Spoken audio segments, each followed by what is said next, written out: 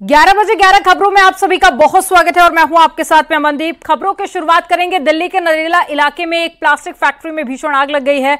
दमकल की 30 गाड़ियां मौके पर पहुंचकर आग बुझाने में जुटी हुई हैं।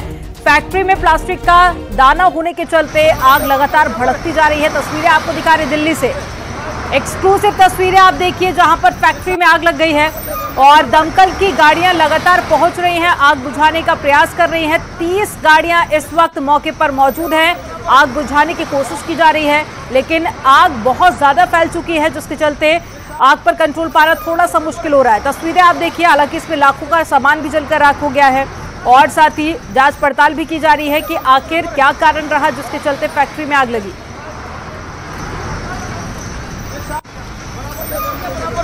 तो एक्सक्लूसिव तस्वीरें आपको दिखा रहे हैं दिल्ली की प्लास्टिक फैक्ट्री जिसमें भीषण आग लग गई है। हालांकि आग कैसे लगी है इसका पता नहीं चल पाया है और साथ ही कितने का नुकसान हुआ इसका आंकलन भी किया जाएगा, लेकिन फिलहाल अभी मौके पर आग पर कंट्रोल पाने की कोशिश की जा रही है। देखिए, बहुमंजिला ये बिल्डिंग है जिसमें हर एक फ्लोर पर आग लगी हुई है और चारों तरफ धुआं उठता हुआ नजर आ रहा है।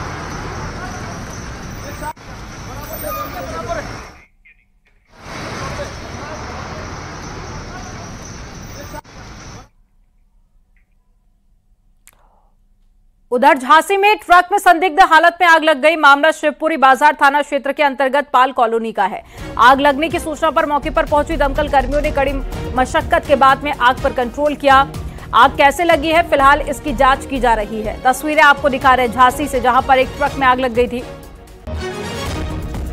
और आग की वजह फिलहाल अभी तक साफ नहीं हो पाई है, जिसकी जांच की जा रही है और संदिग्ध हालत में आग लगी है, जानकारी ये भी मिली है।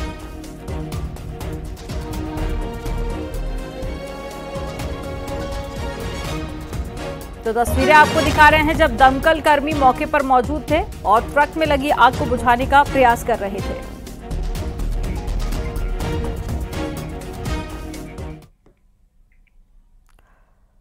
सीएम योगी ने विपक्षी गठबंधन पर जोरदार प्रहार किया। उन्होंने कहा कि जो जितना राम विरोधी होगा वो उतना राष्ट्र विरोधी होगा। प्रधानमंत्री मोदी के कल अयोध्या में हुए रोड शो पर उन्होंने कहा कि कल अयोध्या में भव्य नजारा दिखा।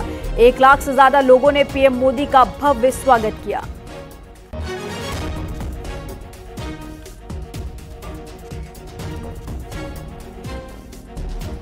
जो जितना प्रखर राष्ट्रभक्त होगा उतना ही प्रखर राम भक्त होगा और जो जितना राम विरोधी होगा उतना वह राष्ट्र विरोधी होगा।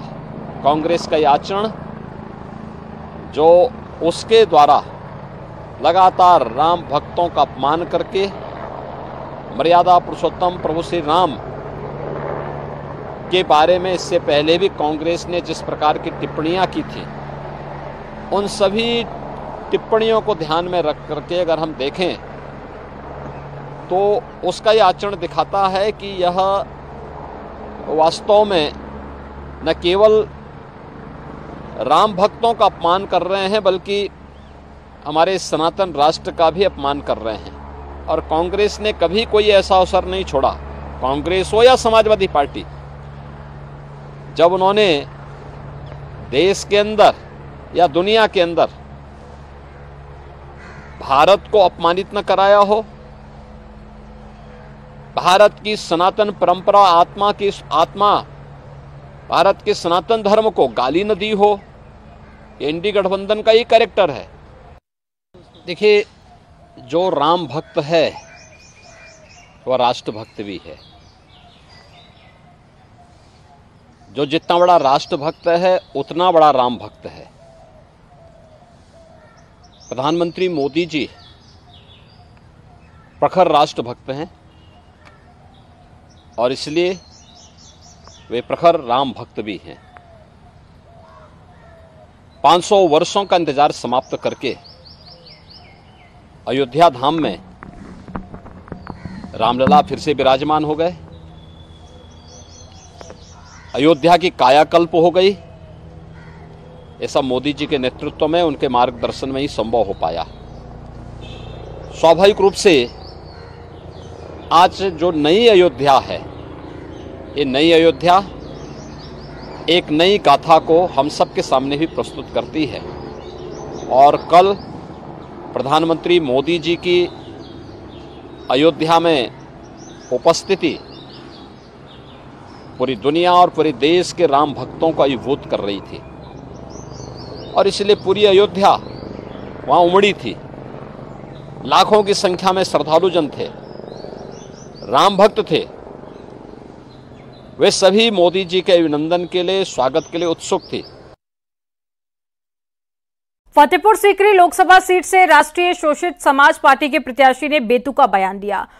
होतम सिंह ने जूता फेंकने वाले धर्मेंद्र धाकड़ और साथी संजय जाट पर इनाम रखा है। उन्होंने स्वामी प्रसाद मौर्य के ऊपर जूता फेंकने वाले के हाथ काटने पर 11 लाख रुपए का इनाम देने की बात कही है। साथ ही काले झंडे और काफिले पर स्याही फेंकने वालों की जीभ काटने वालों को भी 11 लाख रुपए इनाम देने की बात कही है। साथ ही उन्होंने रामचरितमानस को लेकर गलत टिप्पणी की। होतम सिंह के बयान की बात में अखिल भारतीय हिंदू महासभा में आक्रोश है।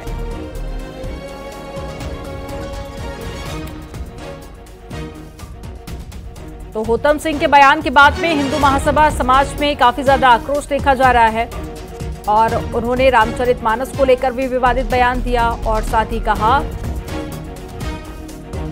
कि उन लोगों को इनाम दिया जाएगा जो लोग स्वामी प्रसाद मौर्य के ऊपर जिन्होंने स्याही फेंकी थी, उनकी जीभ काट कर लाएंगे या फिर हाथ काटेंगे, उनको 11 लाख रुपए का इनाम दिया जाएगा। अब होतम सिंह के इस विवाद के बाद बयान के बाद पे विवाद काफी ज्यादा बढ़ गया है। वहीं हिंदू महासभा में आक्रोश भी देखा जा रहा है। ये आपको वीडियो उस दौरान के दिखा रहे हैं जब स्वामी प्रसाद मौर्य पर जूता फेंका गया था और स्याही भी फेंकी गई थी।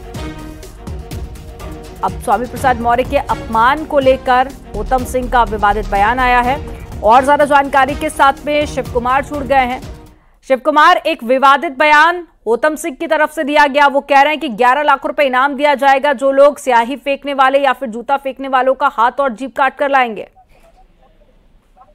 जी बिल्कुल, आपको मैं बता दूं कि जिस तरीके से अभी 2 दिन पूर्व में जिस तरीके से जनसभा हुई थी, जैसा स्वामी प्रसाद मौर्य के ऊपर एक हिंदूवादी नेता ने जूता फेंकने का काम किया था, तो उसी को लेकर जो वहां के प्रत्याशी हैं होतम सिंह फतेहपुर सीकरी से, उनका विवादित बयान सामने आया है। उन्होंने कहा है कि जिन्होंने जूता फेंका है उसके हाथ काट के लाने वाले पर 11 लाख रुपए का मैं इनाम दूंगा।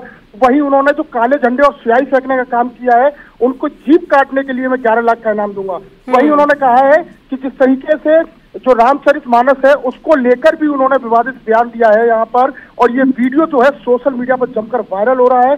वहीं आपको बता दूं जिस तरीके से लगातार जो है ये जो जूता फेंकने का जब वीडियो सामने आया था उसके बाद से जो राजनीति है वो गर्म होती जा रही है लगातार, और हिंदूवाद तो बिल्कुल देखिए गुस्सा लोगों में काफी ज्यादा बढ़ गया है इस विवादित बयान के बाद में। जानकारी साझा करने के लिए बहुत शुक्रिया आपका।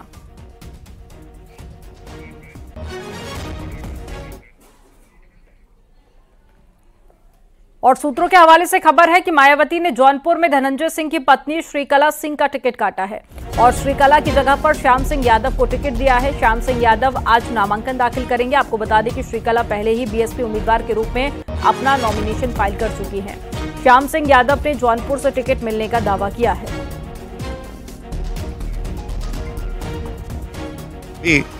संभवतः 1 बजे के पहले मेरा वो सिंबल आ जाएगा। 1 बजे का टाइम रखा है, आसपास थोड़ा मोड़ी देर भी हो सकती है। हम बहुत साधारण ढंग से जाएंगे।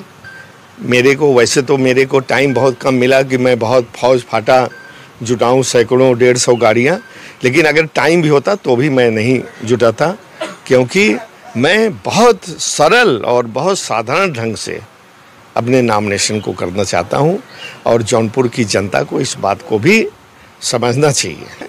अभी संभवतः 1 बजे के पहले मेरा वो सिंबल।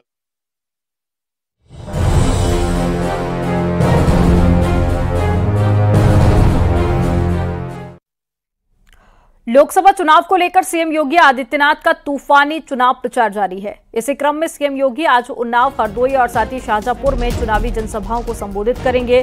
दोपहर 12 बजे सीएम योगी उन्नाव के भगवंत नगर क्षेत्र में बीजेपी प्रत्याशी साक्षी महाराज के समर्थन में चुनावी सभा को संबोधित करेंगे।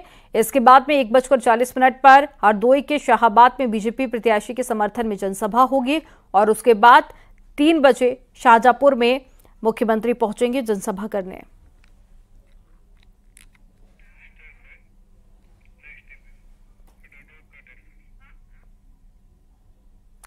और बदायूं के मतदान में कुछ ही समय बचा हुआ है। बीजेपी और समाजवादी पार्टी एक दूसरे पर आरोप प्रत्यारोप लगाने में जुटी हुई है।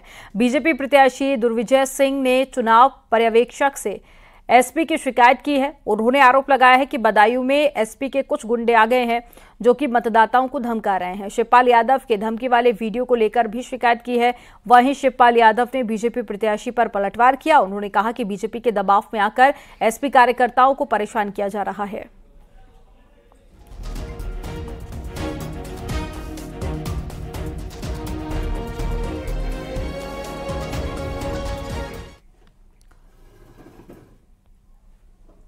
कांग्रेस महासचिव प्रियंका गांधी आज शाम रायबरेली पहुंचेंगी। यहां पर वो पार्टी पदाधिकारियों और साथी कार्यकर्ताओं के साथ में बैठक करेंगी और पार्टी कार्यकर्ताओं में जोश भरेंगी और पार्टी के पदाधिकारियों से बूथ वाइज स्थिति की जानकारी भी लेंगी। इस तरह से आज रायबरेली अमेठी चुनाव की कमान प्रियंका गांधी के हाथों में होगी।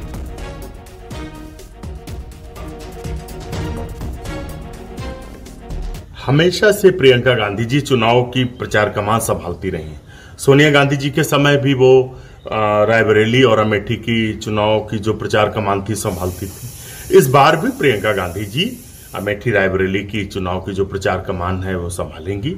और प्रियंका गांधी जी का हर एक घर से जुड़ाव है, लोग उनसे जुड़े हुए हैं, उनमें इंदिरा गांधी जी की छवि देखते हैं। उनका जो स्वभाव है, जो उनकी रणनीति है चुनावी, तो उनके नेतृत्व में कांग्रेस पार्टी का एक एक कार्यकर्ता रायबरेली अमेठी में काम करेगा।